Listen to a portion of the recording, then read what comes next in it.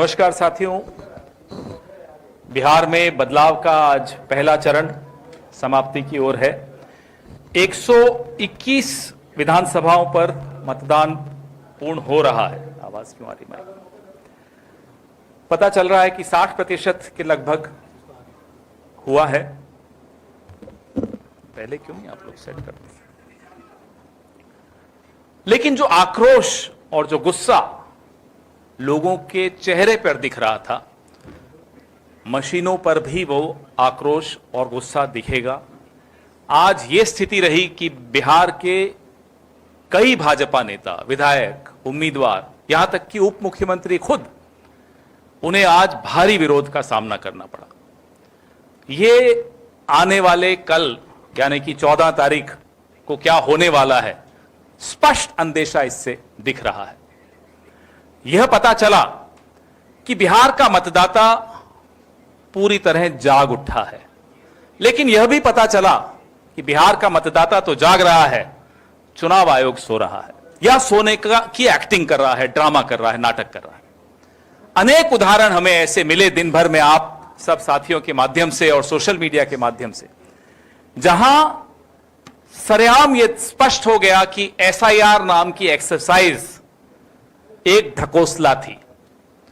यहां तक कि भारतीय जनता पार्टी के पूर्व सांसद राकेश सिन्हा, फरवरी में उनका ट्वीट आप जैसे साथियों ने निकाल के सामने रखा, जब वो दिल्ली में, द्वारका में वोट डाल रहे थे, आज बेगूसराय में भी वोट डाल रहे थे। ये एसआईआर हुआ है। न केवल राकेश सिन्हा, भारतीय जनता पार्टी के और कई प्रकोष्ठों के अध्यक्ष, कोई संतोष ओझा, ऐसे अनेक उदाहरण, 5-7 उदाहरण हैं और भी आ रहे हैं लगातार, जो दिल्ली में भी वोट दे रहे हैं, यहां भी वोट दे रहे हैं। और चुनाव आयोग बार बार एसआईआर कर करके ऐसे लोगों का नाम काटने का षड्यंत्र रच रहा है जो उसे लगता है कि भारतीय जनता पार्टी या गठबंधन, जो एनडीए का गठबंधन है, उनको वोट नहीं देते। आज भी प्रयास पूरा हुआ, दानापुर की तरफ नाव बंद कर दी गई। ऐसे अनेक उदाहरण मिले, लोगों के नाम कटे हुए। हम खुद, काफी साथी हमारे घूम रहे थे आज, जो भी मिले हमें बता रहे थे कि कई जगह लोग रुआंसे होकर पोलिंग बूथ से वापस लौट रहे थे। खैर, आपने जितनी साजिशें करनी थी कर लीजिए। भारी बहुमत से तेजस्वी यादव जी मुख्यमंत्री बनने जा रहे हैं, महागठबंधन की सरकार बनने जा रही है, और इन सारी साजिशों पर पानी फेरने हम जा रहे हैं।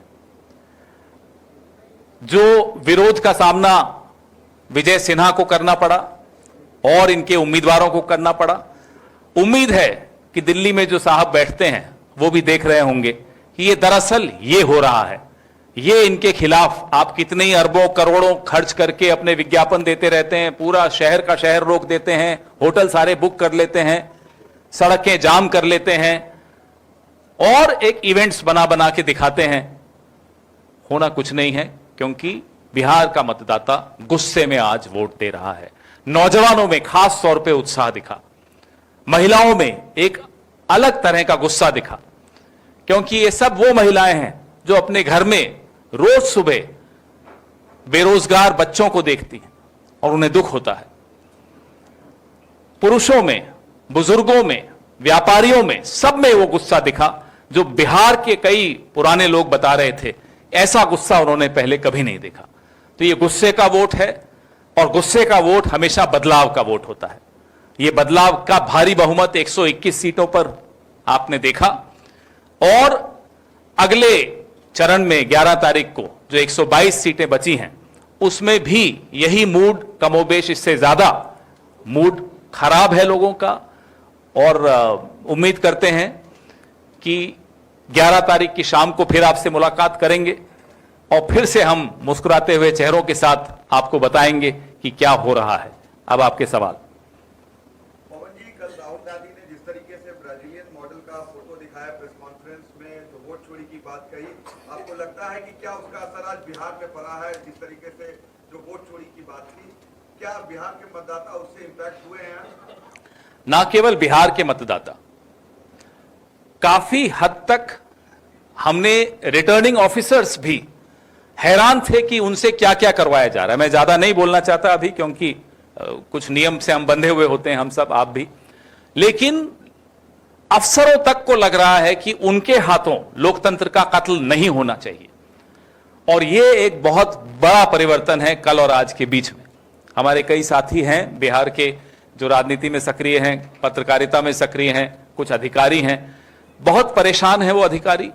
वो नहीं चाहते कि आने वाली नस्लें, आने वाली पीढ़ियां उनको जिम्मेदार ठहराएं लोकतंत्र के इस कत्ल का। जो कल राहुल गांधी जी ने प्रेस वार्ता की, आंखें खोल देने वाली प्रेस वार्ता थी।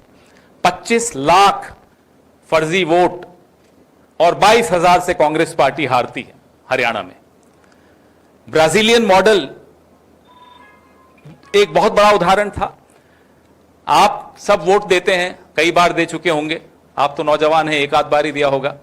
लेकिन ब्राजीलियन मॉडल वाला जो उदाहरण है, जब आप वोट देने जाते हैं तो आपका जो स्लिप होती है वो देखा जाता है, लिस्ट में आपकी फोटो और फिर आपका चेहरा से उसकी टैली किया जाता है, तुलना की जाती है, उसके बाद आपको वोट देने की अनुमति होती है। ये जब सामने आपके ब्राजीलियन मॉडल की फोटो है तो आपने वोट देने की अनुमति कैसे दी? बहुत गंभीर सवाल ये उठ रहे हैं। आज दिन भर हम देख रहे थे कुछ, मैं उनको भूतपूर्व पत्रकार कहूंगा, आजकल वो एंकर हैं, तो जो भूतपूर्व पत्रकार, उनको अगर पत्रकार कहूं तो आप सबका अपमान है, इसलिए उन्हें पत्रकार नहीं कहूंगा। तो जो भूतपूर्व पत्रकार हैं वो लोग बड़ी कोशिश कर रहे थे, और हैरानी की बात है कि वो डिफेंड कर रहे हैं। हम चुनाव आयोग पे सवाल उठाते हैं, पहले बीजेपी उनको डिफेंड करने आती है, जवाब देने आती है। अब भूतपूर्व पत्रकार यानी कि आज के एंकर कुछ वो डिफेंड करने आते हैं, कह रहे साहब ब्राजीलियन मॉडल इतनी दूर से आई और इतने जगह पर जाकर वोट दे गई। महामूर्खों, इतना तो समझो कि वो खुद नहीं आई थी, उसका चेहरा, उसकी फोटो इस्तेमाल हुई थी। अब मुझे बोलने में बड़ा अटपटा लगता है, महामूर्ख, हमारे सब साथी हैं ये लोग, ये जो एंकर ट्वीट कर रहे हैं। आप भी जानती हैं किसके लिए बोल रहा हूं, आप सब जानते हैं किसके लिए बोल रहा हूं कि ब्राजीलियन मॉडल इतना दूर से कैसे आई। अरे भाई, आईटी सेल ने आपको कुछ बना के भेज दिया, आप यूं ही पढ़ लेंगे, अपना दिमाग नहीं लगाएंगे। इतनी मूर्खता आज का पत्रकार तो नहीं कर सकता, ये भूतपूर्व पत्रकार कर सकते हैं। दूसरा सवाल, आपने कहा कि एसआईआर जो है वो बिहार में घोषणा था, उससे कोई चुनाव व्यवस्था में सुधार नहीं हुआ, हालांकि एसआईआर अब बाकी राज्यों में भी होगा। दूसरी तरफ आप कह रहे हैं कि तेजस्वी यादव का मुख्यमंत्री बनना तय है, तो फिर किस बात का डर है गठबंधन को चुनाव आयोग? हमें कोई डर नहीं, क्योंकि लोग इतनी भारी संख्या में हमें वोट दे रहे हैं कि इनकी सारी साजिशें आज नाकामयाब हो गई। एसआईआर क्यों ढकोसला है? राकेश सिन्हा से फोन लगाइए, नंबर है आपके पास, मैं दे देता हूं आपको। राकेश सिन्हा से फोन करके पूछिए, हमारे दोस्त हैं, भले आरएसएस में हैं, पूछिए कि आपने फरवरी में द्वारका यानी कि दिल्ली में वोट दिया और अभी नवंबर में आकर बेगूसराय में वोट दे रहे हैं, और दोनों बार यूं यूं उंगली दिखा रहे हैं और दोनों चीजें ट्वीट कर रहे हैं, डर भी नहीं है। अब डर किस बात का भाई? जब सैया भय कोतवाल तो डर काहे का?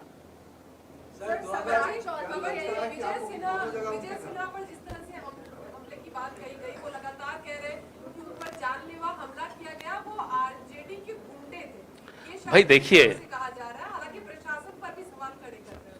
प्रशासन तो उन्हीं का है, तो हम तो बार बार कह ही रहे हैं कि साहब आपका ये गुंडा राज चल रहा है, अब इसको खत्म करना है।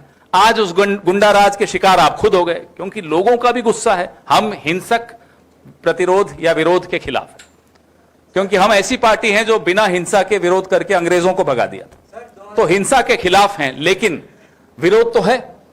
जब आप विरोध के सारे दरवाजे बंद कर देंगे तो जाहिर सी बात है सड़क पर गुस्सा दिखेगा आपको, जो आज इन सबको दिखा। सर 2020 में मैंने आपसे सवाल किया था कि जो चुनाव हो रहे थे उसमें महागठबंधन अच्छी पोजीशन में था और सरकार बनाने वाला था। मैंने ये पूछा था कि ये जो ईवीएम को हैक करते हैं उससे कैसे निपटेंगे आप? वही सवाल फिर आज मैं मुझे याद आ गया, आपने 2020 में पूछा था, आप अभी भी वैसे के वैसे, मेरे बाल सफेद हो गए। ईवीएम पे कई चर्चाएं हो रही हैं, होती रहती हैं और होनी भी चाहिए। बड़ी स्वस्थ परंपरा है ये कि चर्चा होनी चाहिए, कोई भी पूर्ण विराम नहीं लगता किसी भी थ्योरी पर। कोई नया जानकारी अगर आपके पास है ईवीएम्स के विषय में तो हमसे भी साझा कीजिए। हम लगातार प्रयास कर रहे हैं, हमारे नेता राहुल गांधी लगातार प्रयास कर रहे हैं कि चुनाव पारदर्शी हो, वोटर्स लिस्ट पारदर्शी हो, चुनावी प्रक्रिया पारदर्शी हो, चुनाव आयोग निष्पक्ष हो, चुनाव आयुक्त स्वयं किसी की साइड न ले, राजनीति न करे, जैसा कि ये क्या नाम है, ज्ञानेश गुप्ता करते हैं। बयान आया है, दोनों वही पूछ रहे हैं। वो कह रहे हैं कि इलेक्शन हुआ है, 100 सीट एनडीओ को आ रही है और वहीं पे लालू प्रसाद की जितनी फैमिली जो लड़ रहे हैं, वो तेज प्रताप हो, तेजस्वी हो, वो सब हार रहे हैं, उस पे क्या बयान? पता नहीं, इनको रिजल्ट पहले ही मिल गया होगा, लेकिन इस बार इनको जो भी मिलेगा, जैसे कि हरियाणा में हुआ, वो नहीं होने देंगे। इस बार वोटर जिस गुस्से से, जिस भारी संख्या से निकला है, इनकी ये तमाम षड्यंत्र, तमाम साजिशें बिल्कुल इस बार फ्लॉप शो हो जाएंगी, नाकामयाब रहेंगी। आप लोग का आकलन क्या है? वो कह रहा है कि 121 में 100 तो हम जीत रहे हैं। हमारा आकलन है, बिहार ने बदलाव के लिए वोट दिया और भारी गुस्से में वोट दिया, और गुस्से का वोट, जैसा कि मैंने कहा आपको, बदलाव का वोट होता है। हो जाने दीजिए अगले चरण का भी, इसे 121 की शाम तक, रात तक हमारे पास भी हमारे उम्मीदवार अभी थोड़े फ्री हो जाएं। हम हवाबाजी जैसे ये पतंग चलाते हैं वैसे हम काम नहीं करते, सम्राट चौधरी या जो भी उनका नाम है।